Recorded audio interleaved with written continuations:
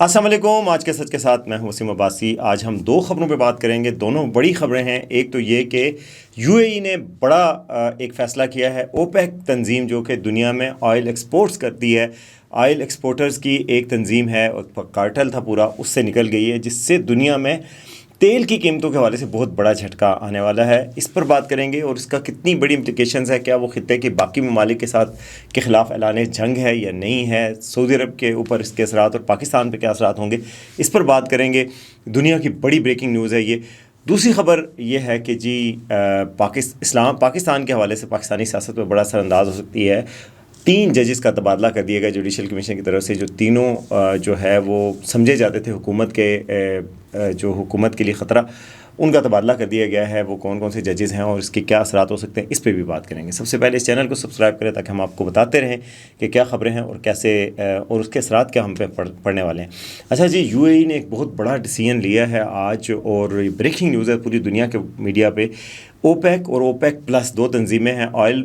Oil exporters association جو تنظیم ہے, پروڈیوسر اور ایکسپورٹر کی جو ایک تنظیم ہے پوری دنیا کی, بہت کوئی 5 اشروں سے کام کر رہی تھی, اور جو طے کرتی تھی دنیا میں پیٹرول کی قیمت کتنی ہوگی, ہر ملک کتنا نکالے گا, کوٹا کتنا ہوگا. اور اوپیک تنظیم تھی ایک, پھر اوپیک پلس ایڈ کیا گیا جس میں اور بھی ممالک کو شامل کیا گیا. اس میں روس بھی شامل ہے, ایران بھی شامل ہے, عراق بھی ہے, سعودی عرب بھی ہے.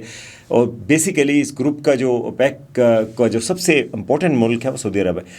تو یو اے ای نے جناب آج ایک بڑا ایک اسٹیٹمنٹ جاری کی اور کہا کہ جی ہم اوپیک اور اوپیک پلس دونوں سے نکلنے کا اعلان کرتے ہیں. اس فیصلے کے اثرات اتنے بڑے کہ پٹرول کی قیمت تھوڑی دیر کے لیے تو فوری طور پہ نیچے آ گئی. اب فیوچر میں کہا جا رہا ہے کہ اس فیصلے سے دنیا میں پٹرول کی قیمتیں کم ہو جائیں گی, اور جو دوسرے اوپیک کے ممالک ہیں ان کے اوپر بھی بڑا اثر پڑے گا. تیسرا, خطے کی سیاست پہ بہت بڑا فرق پڑے گا. ان ساری چیزوں پر پاکستان پہ کس طرح فرق پڑے گا, پٹرول کی قیمتیں کس طرح کم ہوں گی. کہ اوپیک ایک تنظیم تھی جو ریگولیٹ کرتی تھی, طے کرتے تھے آپس میں سارے کہ بھائی جو ایکسپورٹر بھائی ہیں کہ جی ہم نے نا تیل اتنے کا بیچنا ہے, اتنا تیل آپ لوگوں نے نکالنا ہے, اتنا آپ نے نکالنا ہے, اتنا دینا ہے, اتنا نہیں دینا. اس کی وجہ سے جو اپر کیپ تھا وہ مینٹین کیا ہوا تھا, اور یہ بھی میک شور کیا جاتا تھا کہ اوپیک کے جو ممالک ہیں وہ بہت ہی سستا تیل نہ بیچیں, اور تو انہوں نے اپنا ایک رکھا ہوا تھا. لیکن یو اے ای نے کہا جی کہ ہمیں تو اس سے باہر نکلنا ہے, اور ایک بہت بڑا جھٹکا دیا اپنے دوست اور برادر ممالک کو بھی جو کہ خطے کے ممالک ہیں. سعودی عرب کے لیے بھی ایک جھٹکے کے طور پہ انہوں نے اس خبر کا اعلان کیا, ایران کے حوالے سے بھی. اور دوسرا, آپ کو پتہ ہے کہ کچھ عرصے سے یو اے ای اور سعودی عرب کے اختلافات بھی ہیں, ساری دنیا کو پتہ ہیں وہ, اور پاکستان کے ساتھ بھی یہ ہوا کہ $3.5 ارب واپس لے لیے. غصہ بھی دکھا رہے ہیں اور غصہ نظر بھی آتا ہے, چیزوں میں بھی نظر آتا ہے. کل پرسوں اجیت دوول کی ملاقات ہوئی تھی, اس سے پہلے بھی انڈیا آئے تھے اور انڈیا کے ساتھ ڈیفینس پیکٹ بھی کیا یو اے ای کے جو سربراہ ہیں. حکومت پاکستان یہ کہتی ہے کہ ہمارے یو اے ای سے بڑے اچھے تعلقات ہیں اور کوئی ایسی بات نہیں ہے, لیکن جو ذرائع بتاتے ہیں کہ اس کے مطابق سرد مہری آ چکی ہے, پاکستانیوں کے ویزوں کے حوالے سے بھی مشکلات ہیں اور ناراضگی بھی نظر آتی ہے. لیکن بہرحال جو نہ پاکستان نہ یو اے ای افورڈ کر سکتے ہیں کہ ہم تعلقات کو بالکل ختم کریں. ظاہر ہے ایک تعلقات کا ایک سفارتی سطح پر رکھنا ہے. پاکستان کے $7 بلین وہاں سے آتے ہیں یو اے ای کے ساتھ, اور پرانے تعلقات ہیں, برادر ملک رہا ہے اور ہمیشہ سے. اور جب یو اے ای ایک پیدا ہو رہا تھا اس وقت پاکستان نے اس کی بہت مدد کی تھی, ساری انسٹیٹیوشن بلڈنگ میں, اور ابھی بھی مشکل وقت میں باقی لوگ چھوڑ گئے ہیں تو پاکستان کے لوگ ورکر وہاں پہ ہیں, ابھی بھی کام کر رہے ہیں. تو بہرحال یہ چیز نظر بھی آنی چاہیے. لیکن یو اے ای نے جو کیا ہے, یو اے ای اور سعودی عرب کے خلافات آپ کو پتہ ہے یمن میں آگے تھے, سوڈان میں آگے, باقی جگہوں پر بھی تھے, اور بہت زیادہ ٹینشن بھی تھی. وہ اس کو بھی اظہار کیا جا رہا ہے. ابھی جو ایران کے ساتھ جنگ ہوئی ہے امریکہ اور اسرائیل کی, اس میں بھی یو اے ای بڑا کھل کر ظاہر ہے مخالفت تھی. یو اے ای پہ اٹیک بھی بہت زیادہ ایران نے کیے ہیں, اور یو اے ای نے بھی ایک بڑا اسٹرانگ سٹینس لیا تھا ایران کے خلاف. باقی ممالک نے بھی لیا تھا, جی سی سی کے جو باقی ممالک ہیں, لیکن ان کی بات چیت بھی ہوتی رہی. ابھی سعودی جو وزیر خارجہ ہیں ان کی ایران کے وزیر خارجہ سے بات چیت ہوئی, اور باقی ممالک اتنے سخت اور موقف کے نہیں بلکہ صلح کے اور امن کے اور ڈیل کے حامی ہیں, اور ڈیل چاہ بھی رہے ہیں. تو ایسے وقت میں یو اے ای نے ایک جھٹکا دیا اور ایک ایسا اناؤنس کیا کہ جی میں اوپیک سے نکلنے کا اعلان کیا. 2 صفحات مشتمل ایک فیصلہ ہے جس کو پوری دنیا کے اخبارات اس نے ابھی اس کو بریکنگ نیوز کے طور پہ اور اس کو بہت بڑی ایک اس کے طور پہ چھاپ رہے ہیں. اس کے اثرات کیا ہوں گے؟ دیکھیں, اوپیک ایک ہر ملک کو کوٹا دیتا ہے کہ آپ نے اتنا کوٹے کی پروڈکشن کرنی ہے. دنیا کی سپلائی کو ریگولیٹ کرتا تھا, اس کی وجہ سے قیمت بھی ریگولیٹ ہوتی تھی. اگر سپلائی آپ سوچیں کسی چیز, ٹماٹر بہت بڑھ جائیں ہر جگہ ہوں تو کلو $100 کے ہو جاتے ہیں, $50 کے ہو جاتے ہیں, $20 کلو بھی ہو جاتے ہیں. ٹماٹر شارٹ ہو جائیں $300 کلو ہو جاتے ہیں. آئل کا میک شور کیا جاتا تھا کہ بہت ابنڈنس نہ ہو، کہ پوری دنیا میں اتنا پھیلا ہو کہ پھر اس کی قدر ہی نہ رہے. اور دنیا بدل بھی رہی ہے، آئل کے اوپر ریلائنس بھی کم ہو رہی ہے، لوگ ای وی کی طرف جا رہے ہیں، الیکٹرک وہیکل کی طرف جا رہے ہیں، سسٹینیبل ایندھن کی طرف جا رہے ہیں. اس وجہ سے بھی جو ہے وہ انالسٹ کہہ رہے ہیں کہ یو اے ای نے کیا کہ جلدی جلدی اپنا سارا تیل نکالے، اس کو بیچے، اس سے پیداوار بنائے. تیل کی کتنی پیداوار یو اے ای کی ہوتی تھی اوپیک کا کوٹے کے مطابق، میں آپ کو بتا دیتا ہوں تاکہ آپ کو اندازہ ہو. ایک ہمارے دوست ہیں خرم، انہوں نے بہت اچھا ٹویٹر پہ اس کا تجزیہ بھی کیا ہے، میں انہی کو کوٹ کر رہا ہوں. اور انہوں نے کہا ہے کہ یہ فیصلہ محض ایک تنظیم چھوڑنے کا نہیں بلکہ عالمی توانائی کی سیاست میں ایک نئے باب کا آغاز ہے. متحدہ عرب امارات نے اوپیک سے علیحدگی کا اعلان کر دراصل یہ واضح پیغام دیا کہ وہ اپنی پیداوار، اپنی رفتار اور اپنی معاشی ترجیحات کا فیصلہ خود کرے گا. دہائیوں تک اوپیک کے اندر رہ کر یو اے ای نے عالمی منڈی کے استحکام میں کردار ادا کیا.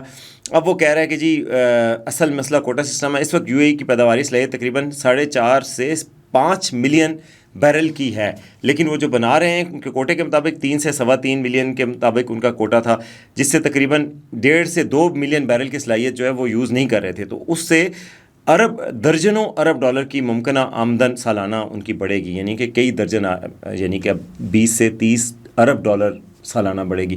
یو اے ای کے ذرا فائنینشیل کنسٹینٹس کی بھی بات آ رہی تھی، تو اب وہ فائنینس کے بھی حوالے سے کریں گے. انہوں نے کہا ہے کہ ہم رسپانسبل پلیئر رہیں گے آئل کے، اور ہم نے اپنی ترجیحات کو مد نظر رکھتے ہوئے 1 مئی سے کیا ہے. لیکن بات یہی ہے کہ وہ زیادہ تیل پروڈیوس کریں گے، مارکیٹ میں پھینکیں گے تو قیمت کم ہو جائے گی. اس سے امریکہ کو فائدہ ہوا ہے، کیونکہ امریکہ چاہتا تھا کہ امریکہ میں بھی تیل کی کچھ پروڈکٹس کی قیمت بڑھ گئی تھی.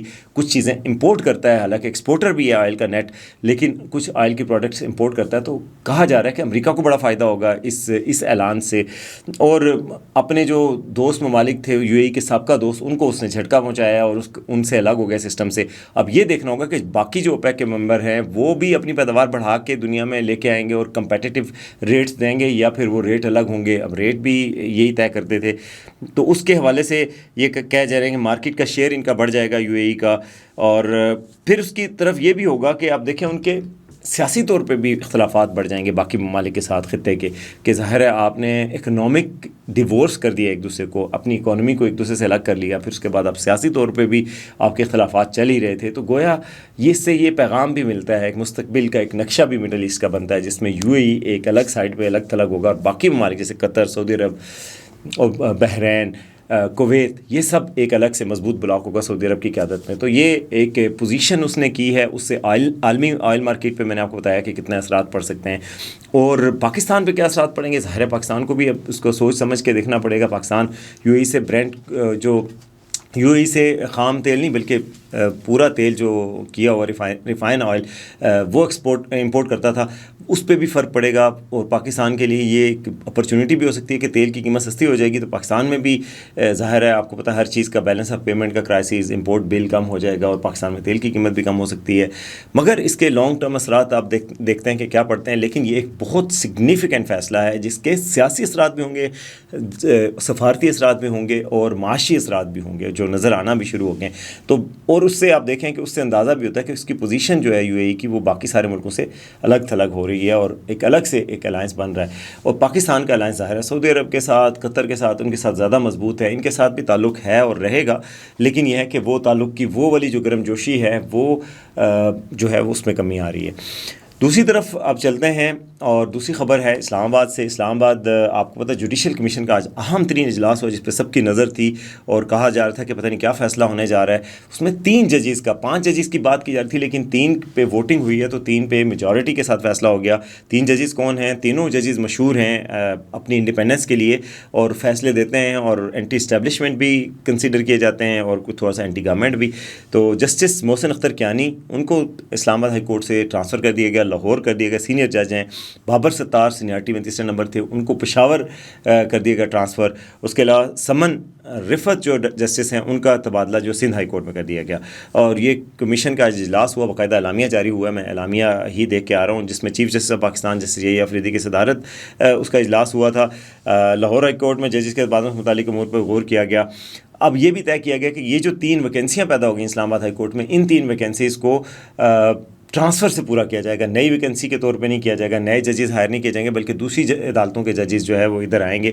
لانگ ٹرم میں یہ حکومت کے لیے، یہ اپوزیشن کے لیے سیٹ بیک ہے. پی ٹی آئی نے بڑی مخالفت بھی کی ہے کہ ایسا نہیں ہونا چاہیے تھا، اور حکومت ظاہر اپنے راستہ کلیئر کر رہی ہے کہ حکومت کے حوالے سے عدلیہ میں آپ دیکھ لیں، پہلے آئینی عدالتیں بن گئی تھیں، آئینی عدالتوں کی وجہ سے جو ہے اپوزیشن کہتی ہے کہ عدلیہ کی آزادی بالکل ہی محدود ہوگی، اور نظر بھی آ رہا ہے کہ وہ پاور نہیں رہی جو سپریم کورٹ کی پہلے پاور تھی حکومت کے خلاف. جو سپریم کورٹ تھی اس کی پاور کم ہو گئی، آئینی عدالت میں جو ہے وہ پاور بڑھ گئی، لیکن آئینی عدالت میں ججز وہ لگے جو حکومت چاہتی تھی، کیونکہ حکومت کی اکثریت آ گئی جوڈیشل کمیشن میں جو ترمیم ہوئی تھی 26ویں ترمیم.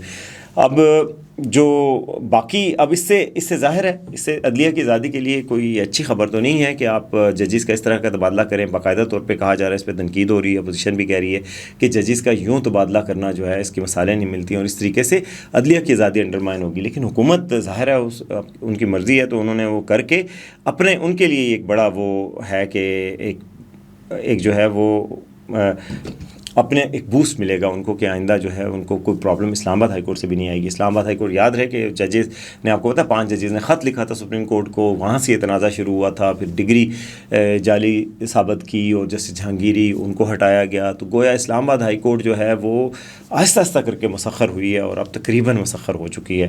اور اس سے پہلے اس میں تبادلے جو کیے گئے، ججز لائے گئے پہلے، اور چیف جسٹس کے حوالے سے بھی اختلافات پیدا ہوئے تھے، اور اب جو ہے وہ مکمل طور پر اسلام آباد ہائی کورٹ سے وہ ججز جو ہے وہ چلے گئے ہیں جن سے حکومت کو کوئی خطرہ ہو سکتا تھا.